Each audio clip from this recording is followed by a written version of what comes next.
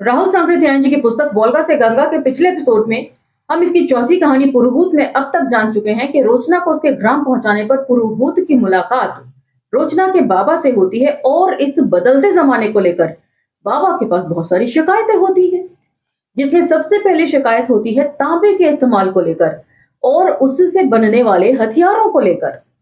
साथ ही बाबा का ऐसा मानना होता है कि मनुष्य का जन्म जो है वो एक जगह बंद कर रहने के लिए नहीं हुआ है और अनाज जो है वो मनुष्यों के खाने के लिए नहीं बल्कि पशुओं का चारा है। मनुष्य के खाने के लिए तो गाय है, घोड़े हैं, हिरन है, भालू है, कई तरह के द्राक्षा फल हैं। उसके बाद वे खिन्न मन से कहते हैं कि निचले मदरों की देखा दाखी ऊपर वाले मदरों को भी तांबे का इस्तेमाल करना पड़ता है और हथियारों को खरीदना पड़ता है एक घोड़े के दाम पर। और इसी तरह यदि वे अपना पशुधन हथियारों को खरीदने के लिए वेस्ट करने लगेंगे तो एक समय ऐसा आएगा जब भूखों मरने की नौबत आ जाएगी। तब क्या इस तांबे की पतीली को खाएंगे व्यक्ति? यहां तक तो हमने पिछले एपिसोड में पढ़ लिया था। अब हम चर्चा को यहां से आगे लेकर चलेंगे और पुरुहूत कहानी के अंतिम भाग की तरफ बढ़ेंगे। तो चलिए मेरे साथ। जय भीम, मैं शालिनी और आप देख रहे हैं अंबेडकर नामा। तो एक लाइन पीछे से लेती हूँ ताकि कंटिन्यूटी बनी रहे। अब वे बख्शू वालों के आहार परिधान को ढो ढोकर कहां दे रहे हैं और उनकी जगह क्या मिलता है? देखो, यही एक घोड़े को देकर खरीदी पतीली। भूखे मरने लगे तो क्या इस पतीली को खाने से पेट भरेगा? अब पुरुषों को पेट के आहार तथा शरीर को वस्त्र रहित पाओगे और उसकी जगह उनके घरों में पाओगे इन पतीलियों को। अरे बाबा, एक और सुना है, निचले मदरों की स्त्रियों ने कानों और गलों में पीले सफेद आभूषण पहनने शुरू किए हैं। एक कान के आभूषण में एक घोड़े का दाम लग रहा है। बाबा उसे अया नहीं, हिरण्य विद इन ब्रैकेट सोना कहते हैं और सफेद को रजत मतलब सोने चांदी कहीं मतलब अब शुरुआत हो चुकी है और उसको जेवर के तौर पर पहने जाने लगा है। और उस समय में भी सोना चांदी महंगा होता था, एक घोड़े के दाम पर वो खरीदा जाता था। कोई मार नहीं देता इन अधर्मियों को और ये सारे बख्शू जन मंडल का सत्यानाश करके छोड़ेंगे। ये हमारे आहार परिधान के लिए जो कुछ बच रहा है उसे भी नहीं छोड़ेंगे। हमारी स्त्रियां भी उनकी देखा दाखी 2 घोड़े के दाम का कुंडल कानों में पहनेंगी। एक कृपालु अग्नि, अब अधिक दिन मानवों में मत रखो, मुझे पितरों के लोक में ले चलो। एक और भारी पाप बाबा, मद्र और परशु कहीं से आदमी पकड़ लाए हैं। उनके अया खड़क अया कुठार बनवाते हैं। वे बड़े चतुर शिल्पी हैं बाबा, किंतु माद्र परशु उन्हें पशु की तरह जब चाहते हैं रखते हैं और जब चाहते हैं बेच देते हैं।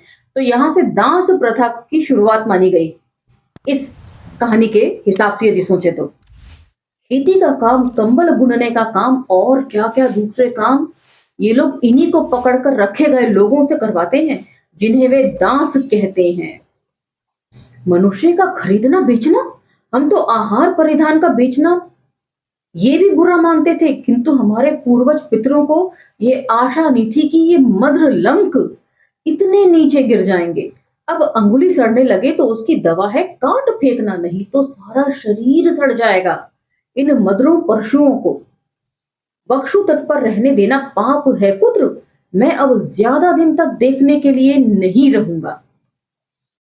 मात्र बाबा की कहानियां बड़ी मनोरंजक होती हैं, किंतु पुरोहित इतना समझने की भी शक्ति रखता था कि अब जो हथियार आ गए हैं उन्हें छोड़कर मनुष्य तथा पशु शत्रुओं के बीच जिया नहीं जा सकता।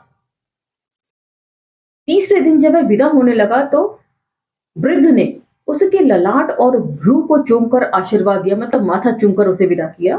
रोचना उसे दूर तक पहुंचाने गई और अलग होते वक्त दोनों ने एक दूसरे के गालों को अश्रु बिंदुओं से प्रक्षालित किया, मतलब दोनों ही लगातार रोए जा रहे थे। इसका तीसरा व अंतिम भाग की तरफ हम बढ़ गए। माद्र बाबा की बात ठीक हुई, यद्यपि 25 वर्ष बाद निचले मद्र और परशु दिन पर दिन ऊपर वाले पुरुओं और मदरों को दबाते ही गए। जहां इन ऊपर वाले जनों में कपड़ा कंबल बनाने वाले स्वतंत्र स्त्री पुरुष होते जिनके खाने कपड़े पर खर्च ज्यादा पड़ता, इससे उनके हाथ की बनी वस्तु अच्छी होती भी अधिक महंगी पड़ती। वहां नीचे के मदरों और परशुओं के पास दांस थे जिनकी बनाई चीजें इतनी अच्छी नहीं होती थी तो भी सस्ती पड़ती। तो यहाँ पर एक कॉन्ट्राडिक्शन है इस बात को लेकर। अभी थोड़ी देर पहले, 2 पैराग्राफ पहले, इसी में राहुल सांकृत्यायन जी लिखते हैं कि जो दास होते थे वो बड़े कुशल कारीगर होते थे, उनकी बनाई हुई चीजें बड़ी बढ़िया होती हैं। और अब लिख रहे हैं कि उनकी बनाई हुई चीजें जो है बड़ी इंफीरियर क्वालिटी की होती थी।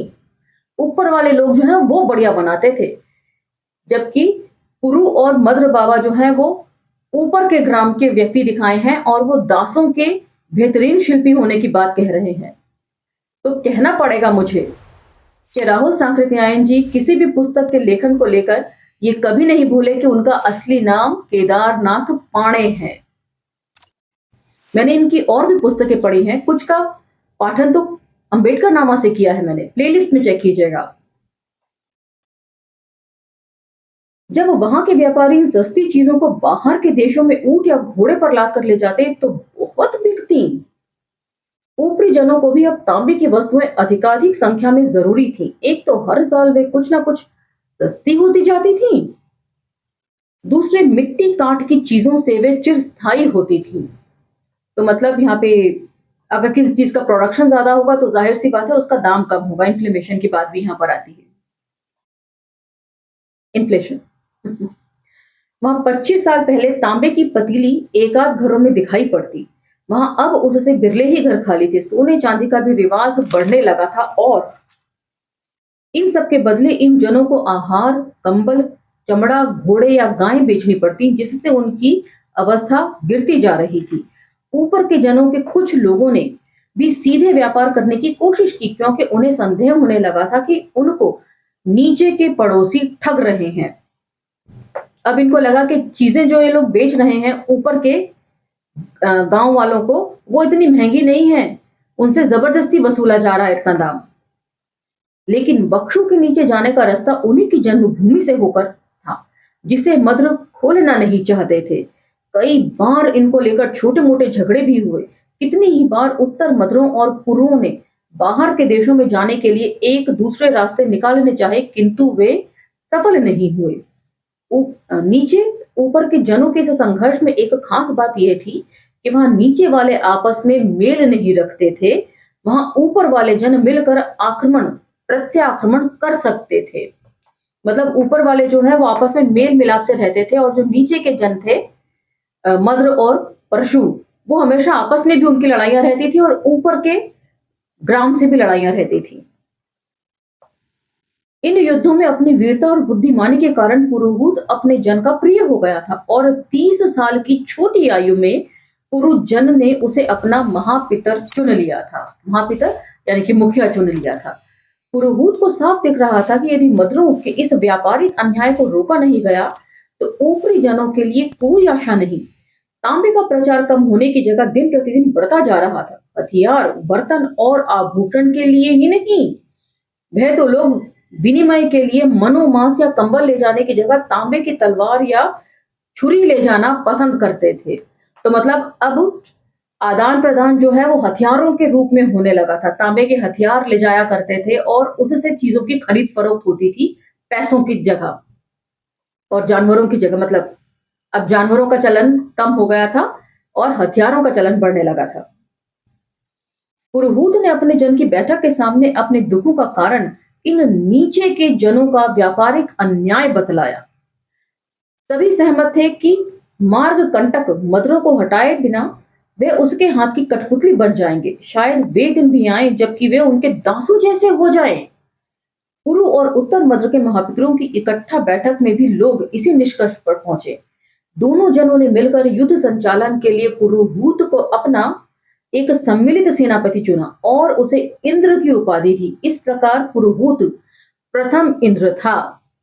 तो मैं लगातार आपसे श्याम बेनेगल द्वारा डायरेक्ट की गई भारत एक खोज सीरियल की बात करती हूँ। उसके पहले 2 एपिसोड देखिए, उसमें बतौर नरेटर ओम पुरी भी यही बात कह रहे हैं कि इंद्र को जो है बांधों को तोड़ने में उसको एक्सपर्टी हासिल थी। बांधों को तोड़ना वो जानता था, इसीलिए बांधों को तोड़ने के कारण उसका एक नाम पुरंदर भी था, मतलब बांधों को तोड़ने वाला। उसमें आप देखिएगा ओमपुरी के नरेशन में पुरोहित ने बड़े जोर से सैनिक तैयारी शुरू की। बनते ही उसने हथियार बनाने का इंतजाम करने के लिए 2 लोहार दासों को अपने यहाँ शरण दी। ऊपरी जन उनके साथ बहुत अच्छा बर्ताव करते थे और उनकी सहायता से वे लौ विद इन ब्रैकेट लाल धातु तांबा शिल्प में निपुणता प्राप्त करने में सफल हुए। अगेन कॉन्ट्राडिक्शन है। पहले भी ये बता रहे थे राहुल सांकृत्यायन जी कि नीचे के मदरों के जो दास थे वो महान शिल्पी थे। अब दोबारा वही बात रिपीट कर रहे हैं, लेकिन बीच में वो कह रहे थे कि इन लोगों द्वारा बनाई गई चीजें बड़ी इंफीरियर होती थी और ऊपर के जो मद्र और पुरु लोग थे उनकी बनाई हुई चीजें बहुत अच्छी होती थी। जबकि अगेन यही जिक्र है कि पुरु और मद्र जो हैं वो उतने बेहतर शिल्पी नहीं थे जितने ये दास लोग थे।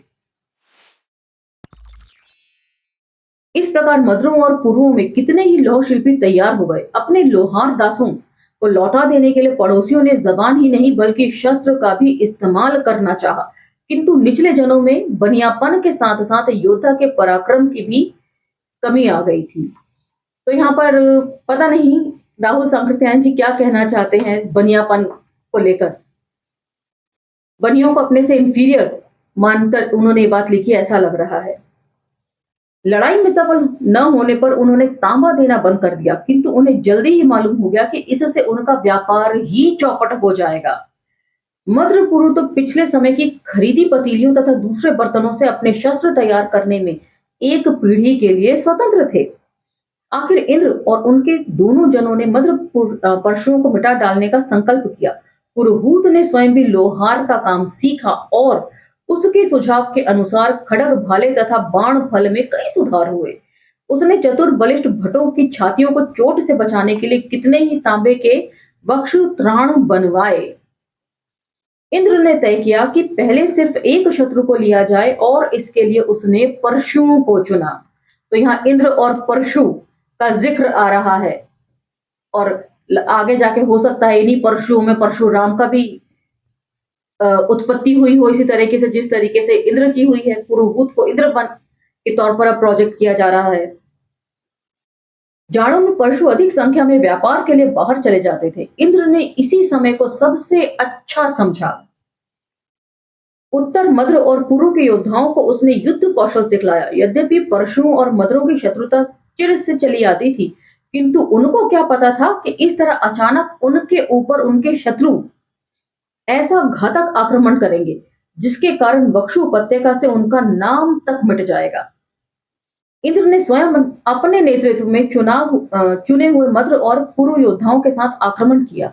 युद्ध के उद्देश्य को पहचानने में देर न हुई और जल्द और समझ जाने पर परशु प्राणों की बाजी लगाकर बड़ी वीरता से लड़े, किंतु उस जल्दी में वे सारे परशु ग्रामों को एकत्र न कर सके। इंद्र की सेना ने एक के बाद एक परशुग्रामों को लेते हजारों परशुओं का संहार किया, किसी को बंदी नहीं बनाया। उधर निचले मद्रों ने जब संकट को समझा तो समय बीत चुका था। आखिर वे कुछ गांव ही अब रह गए थे, जिसके लिए भटों को छोड़ पुरोहित इंद्र कुरुभूमि में चला आया। निचले मद्रों ने आक्रमण किया, किंतु उनकी भी वही दशा हुई जो परशुओं की हुई। निचले मद्र और परशु जनों का एक भी पुरुष, बाल, रुग्ण, वृद्ध उनके हाथ में आया, उसे उन्होंने जीवित नहीं छोड़ा। स्त्रियों को अपनी स्त्रियों में शामिल कर लिया। हाथ आए दासों में जिन्होंने अपने देश में लौटना चाहा उन्हें लौटा दिया। कुछ निचले मद्र और परशु स्त्री पुरुष जान बचाकर वक्षु उपत्यका छोड़ पश्चिम की ओर चले गए। उन्हीं की संतानें पीछे ईरान की परशु विद इन ब्रैकेट पर्शियन और Madra with in bracket median के नाम से प्रसिद्ध हुई।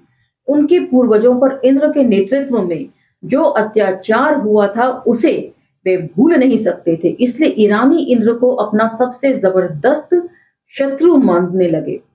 सारी वक्षु उपत्यका उत्तर मद्रों और पुरुओं के हाथ आई। दोनों ने दाहिने बाएं तट को आसपास आपस में बांट लिया। वक्षु वालों ने भरसक कोशिश की कि नई को हटाकर पुरानी बातों की फिर से स्थापना करें, किंतु वे ताम्र को छोड़कर पत्थर के हथियारों को नहीं लौटा सकते थे और ताम्र के वक्षु की पहाड़ी उपत्यका से बाहर व्यापार संबंध करना जरूरी था। तो बार बार क्यों ये वेदों की ओर लौट चले, ये आपको पाषाण युग की ओर लेकर जाना चाहता है हिंदुत्व के नाम पर। तो इनसे सावधान रहें। ये मैं नहीं कह रही हूँ, राहुल सांकृत्यायन जी ने भी यही बातें लिखी हैं। हाँ, दासता को उन्होंने कभी नहीं स्वीकार किया और ना बाहरी लोगों को वक्षु उपत्यका का स्थायी निवासी बनने का अधिकार दिया। मतलब दासता को स्वीकार नहीं करते थे, लेकिन ये जो दास खरीद के लेकर आए थे अपने फायदे के लिए, उसे इन्होंने कभी भी अपने कबीलों में शामिल नहीं होने दिया और ना अपने जगहों पर बसने दिया। शताब्दियों के बाद जब पुरोहित इंद्र को भी लोग भूलने लगे थे या उसे देवता बना सकते थे, तो वंश इतना बढ़ गया था कि सबका भरण पोषण बक्षु नहीं कर सकती थी। इसीलिए उनकी कितनी ही संतानें दक्षिण की ओर बढ़ने के लिए बाध्य हुई, और ये दक्षिण भारत की ओर इशारा है।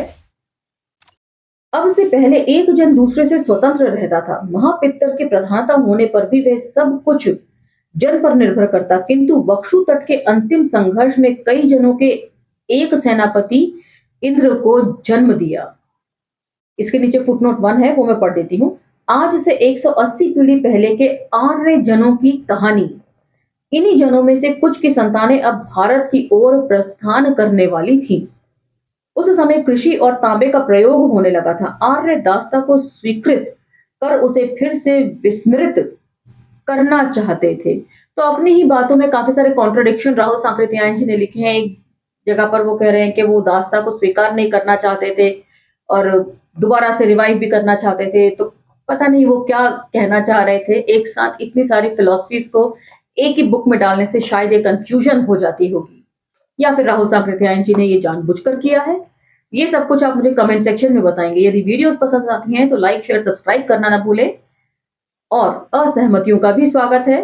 इसके साथ आप मुझे विदा दीजिए। मिलते हैं अगले एपिसोड में। जय भीम, धन्यवाद।